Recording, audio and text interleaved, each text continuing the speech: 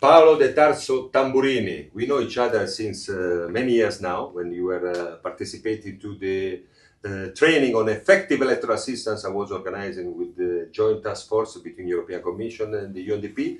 And now we are here at the headquarters of European Center for Electoral Support that I established back in 2010, but I want to congratulate me because you have just appointed as the Chief Justice of the Regional Tribunal of Minas Gerais, which is the second largest in Brazil. I think you have 16 million voters, but especially you are the main expert, the guru on electoral security, cyber security in Brazil. And it would be extremely interesting to have the Brazilian experience, your comparative experience to be brought in our EU-funded projects, for instance, in Ethiopia, in Zambia, in Lebanon, in many other places where we are working, especially for electoral security and cyber security. What can you tell us about this? Well, first of all, it's a very pleasant surprise and also a very honor to be here with a great friend like Fabio. And we've worked together like decades ago. We cannot tell exactly because it will expose our ages, but it has been a long time of learning experiences in so many countries all over the world.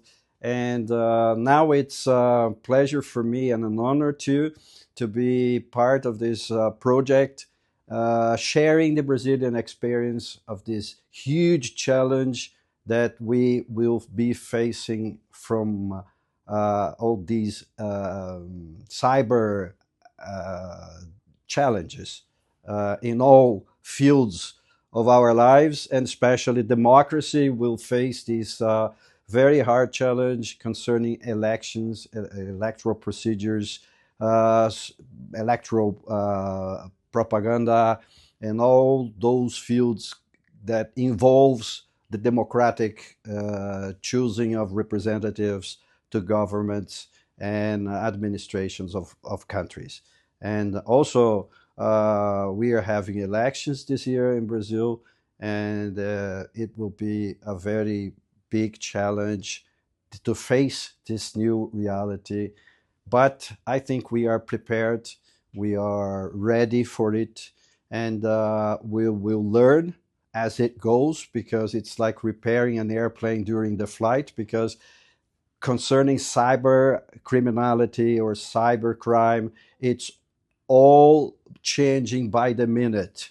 New technologies, new challenges, new crimes, new advances. So demanding from us responses that we have to be as ready as it goes, so that we can face this new reality. And it is a must do task for all of us, because even though countries that do not face elections with electronic machines, because when we talk about cybercrime, we all think immediately on cyber attacks on voting, electronic voting system, but it's not all about that. It's all also about funding campaigns with cryptocurrencies.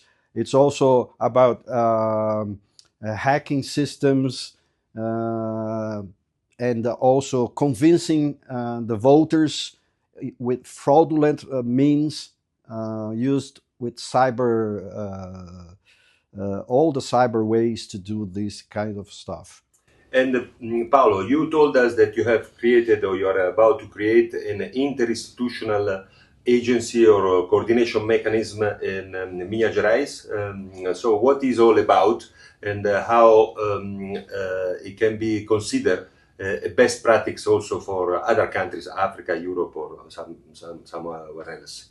Well, it is, we just created now in December this kind of joint group uh, heading by the Electoral Court that is involving all the security forces that works for the security of an election. Because what happens usually is that all the countries and everybody, it's kind of a hiccup.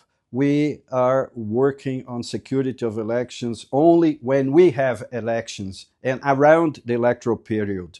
But it's larger than that. Is a system that involves a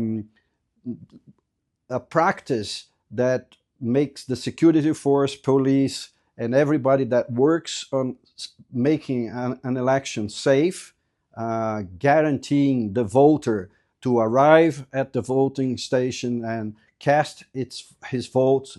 And this is very important because these forces must be prepared all year long. So facing new crimes, facing new technologies, facing a new reality every single day we are working on, and also because integration of these forces are very, very important, so that we can have information in real time, so to provide a response in real time. So Brazil is a country with hundreds of millions of voters, and we have secured elections in a very satisfactory means. All over these years, we didn't have that much a violence, a political violence, that is also a point to be studied and researched in this kind of activity, so that we can face the new challenges that organized crime, money laundering, everything that is concerned security of the democratic procedures, so that at the end we can assure the voter, the people, that the people's choice is the real choice, the legitimate choice, and so that the result of it can be democracies that reflects the real will of the people.